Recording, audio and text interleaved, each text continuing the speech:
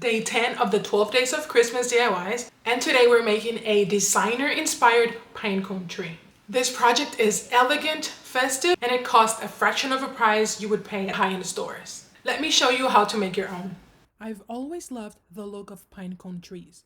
They're so timeless and versatile for the holidays. But when I saw a medium pinecone tree priced at $63 and a large one at $79, I knew I could DIY something just as beautiful, but for way less. Using poster board, pine cones, and some paint, I created this stunning tree for a fraction of the cost, and I'm so excited to show you how. For this project, I'm using poster board to create the cone base, a mix of pine cones in different sizes for texture, acrylic paint in brown for a polished look, and hot glue to hold everything together. These simple materials are all you need to create a high-end holiday decor piece.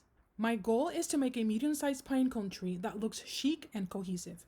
I'll start by making the cone, then assemble the tree by layering the pine cones onto the cone base with hot glue. The final result will be a rustic yet elegant tree that's perfect for any holiday setup. First, I created the cone base by rolling poster board into a cone shape and securing it with tape.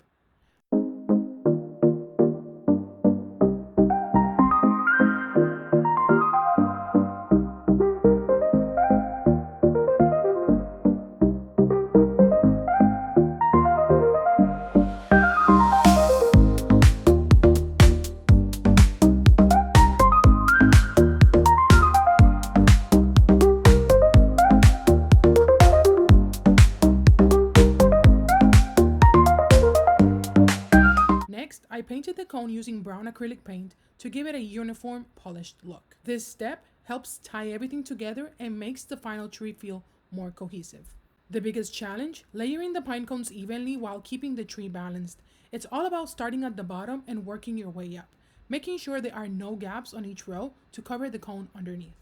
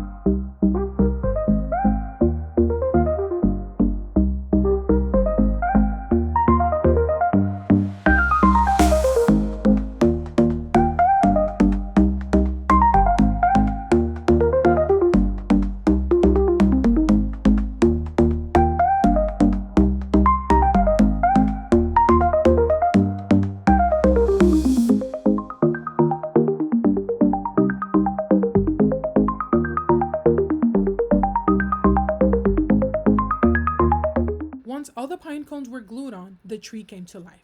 The texture and depth from the layered pine cones made it look so elegant and high-end. For a finishing touch, I placed the tree on my coffee table with other decor, and it instantly became a statement piece in my holiday decor. In the end, this pinecone tree turned out even better than I expected. It's the perfect combination of rustic and chic, and the fact that I made it myself makes it even more special.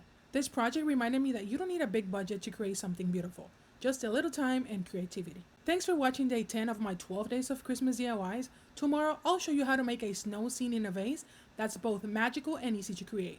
See you there.